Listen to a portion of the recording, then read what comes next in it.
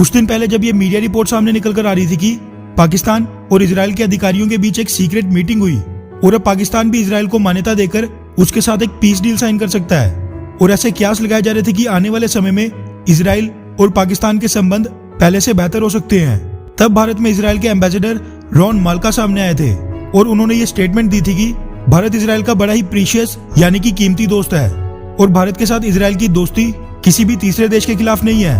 बस बात इतनी है कि हम भारत के साथ हर हाल में खड़े रहेंगे और भारत को अपने आप को डिफेंड करने यानी कि अपनी रक्षा करने के लिए जो भी मदद चाहिए होगी, इजराइल भारत की हर वो मदद करेगा।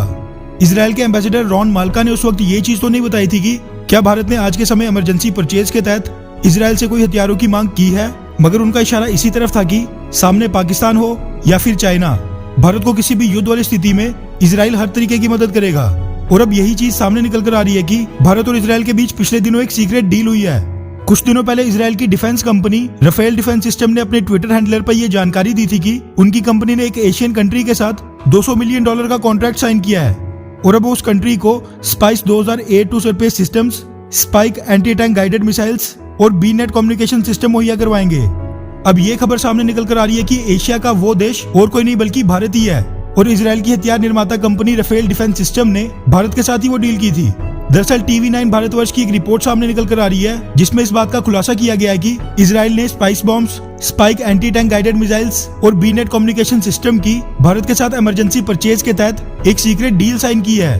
फिलहाल तो भारतीय सरकार ने अभी तक इसकी कोई भी पुष्टि नहीं की है, मगर ये माना जा रहा है कि ये सभी हथियार साल 2021 में कुछ ही महीनों के अंदर अंदर भारत को मिल जाएंगे। स्पाइस 2000 बॉम्ब की बात करें तो भारत ने इनका इस्तेमाल बालाकोट एयर स्ट्राइक में किया था और भारत इनके रिजल्ट से काफी खुश है, जिसकी वजह से दोबारा इनको बड़ी मात्रा में खरीदा गया है। इनकी खासियत यह है कि ये बॉम्ब आसमान में क्लाउड कवर और खराब मौसम के दौरान भी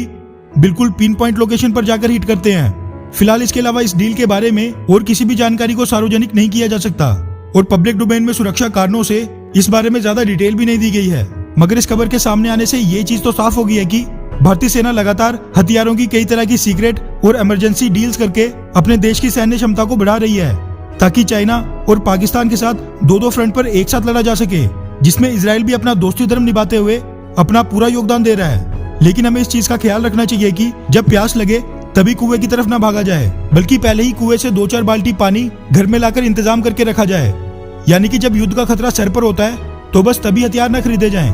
बल्कि हथियारों का इंतजाम पहले से ही करके रखा जाए, क्योंकि आज डील साइन करने पर भी चाहे जितनी मर्जी जल्दी कर लें, कुछ महीने तो इन हथियारों को बनाने में जरूर लगेंगे। इजराइल की बात करें तो वो पिछले कुछ समय से भारत को लेकर अपनी पूरी कमिटमेंट दिखा रहा है, जो चीज भारत को रशिया से मिलनी चाहिए थी, मगर आज के समय रशिया भारत के लिए कमिटमेंट दिखाना तो दूर की बात है, भारत और चाइना के बीच न्यूट्रल भी नहीं रह रहा और उल्टा पाकिस्तान के साथ नजदीकियां बढ़ा रहा है। वैसे आज की जियोपॉलिटिकल सिचुएशन यानी कि कूटनीति समीकरण को देखते हुए आप कौन से देश पर ज्यादा भरोसा करते हैं, इजराइल या फिर पुराने दोस्त रशिया से आपको अभी भी कोई उम्मीद है? नीचे कमेंट करके जरूर बताएं। अच्छा सुनो, चैनल को सब्सक्राइब करो, उसके बाद घंटी बजा देना ताकि अगली वीडियो आपसे मिस ना हो पाए। Thank you.